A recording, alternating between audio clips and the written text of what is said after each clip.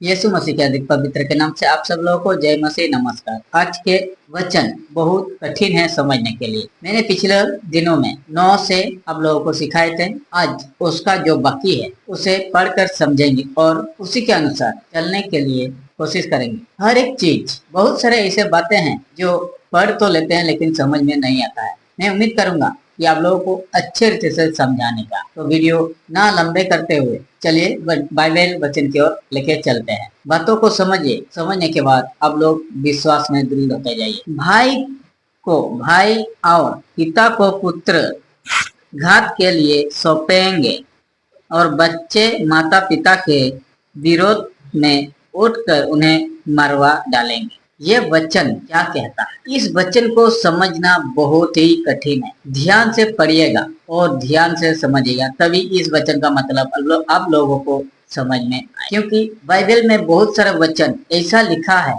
अगर हम अंदाजी पढ़ेंगे तो हमें कुछ समझ में नहीं आएगा। इसलिए ध्यान से पढ़े और अच्छे रीति से समझे क्या कहता है। भाई को भाई और पिता को पुत्र घात के लिए सौंपेंगे। यह वचन समझने के लिए बहुत कठिन है, लेकिन समझना जरूरी है। उस दिन आएंगे, उस समय आएंगे जो हम पिता या पुत्र या दोनों में से एक को इस बाइबल वचन के विरुद्ध खड़ा होना, क्योंकि दुनिया जो संसार के रीति के अनुसार चलता है, उस संसार के बातों को सुनने के कारण, उस संसार के रीति के अनुसार चलने के कारण पिता या पुत्र एक विरुद्ध में खड़ा होंगे। और अगर पुत्र उस विरुद्ध में खड़ा है प्रभु यीशु मसीह के विरुद्ध में, तो पुत्र के द्वारा पिता का हत्या होगा या तो पिता के द्वारा पुत्र का हत्या होगा, जो इस संसार के रीति के अनुसार चलता है। खैर, अधिकतर देखा जाए तो पिता को ही घात किया जाता है, क्योंकि पिता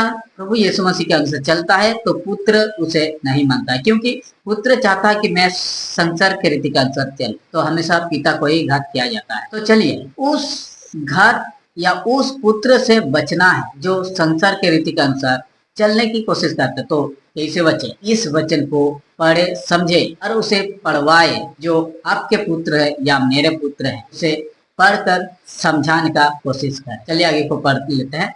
और मेरे नाम के कारण सब लोग तुमसे बैर करेंगे, परंतु जो अंत तक धीरज धरे रहेगा उसी का उद्धार होगा। प्रभु यीशु मसीह में बहुत सारे ऐसे मुसीबत आएंगे, जैसे इस वचन में लिखा, पिता को पुत्र से, भाई को भाई से। एक भाई सही रास्ता में चलता है तो दूसरा भाई गलत रास्ते में चलता है, और जो सही रास्ता में चलता है उसे जो गलत रास्ते में चलते हैं वो भाई सही रास्ते चलने वाले को हमेशा घात के लिए इंतजार खड़े रहते हैं। क्योंकि उसे जो प्रभु यीशु मसीह के अनुसार चलता है उसे देखकर बाकी लोगों को जलन होगा। जलन इसलिए होगा क्योंकि उसके संसार बहुत अच्छे रीति से चलेगा, और जो संसार के रीति के अनुसार चलेगा वो उतना सही से नहीं चलेगा, तो दूसरे को देख के गुस्सा करेगा और हमें मरवा डालने के लिए घात लगाए बैठे रहते हैं। तो उन लोगों से हमें बचना है और धीरज धरना है। प्रभु यीशु मसीह में हमारे ऊपर उतना सारा मुसीबत आने के बाद भी अगर हम धीरज धरे रहेंगे प्रभु यीशु मसीह का वचन के अनुसार, तो हम उद्धार पाएंगे। जैसे प्रभु यीशु मसीह ने अपने वचन में लिखा है, उद्धार पाएंगे। यही है प्रभु यीशु मसीह का वचन। हर एक चीज को हम जब तक दुख कष्ट मुसीबत को नहीं उठाते हैं, हम उसका फल नहीं पाते हैं। संसार के रीति के अनुसार जीना बहुत आसान है और यही चाहते हैं लोग, लेकिन जिस दिन हम अदालत में पेश किया जाएगा उस दिन हमें पूछा जाएगा, क्या प्रभु यीशु मसीह का वचन आपको नहीं सुनाया गया था? क्या प्रभु यीशु मसीह का वचन आपके सामने पेश नहीं किया गया था? तो आपने क्यों विश्वास नहीं? हमें पूछा जाएगा। उस समय हम बोलेंगे, हे पिता, मुझे नहीं पता था, या मुझे झूठ बोलेंगे, मुझे नहीं सुनाया गया था। जिस तरह हमें सुनाया गया था उसी तरह और उसी जैसे हमें दिखाया भी जाएगा, लाइव प्रूफ। तो दोस्तों, भाइयों और बहनों, मैं आप लोगों से रिक्वेस्ट करता हूँ, अगर आप क्रिश्चियन हैं तो आप दृढ़ता के साथ इस वचन को पढ़े, समझे और इसी के अनुसार चलने की कोशिश करें।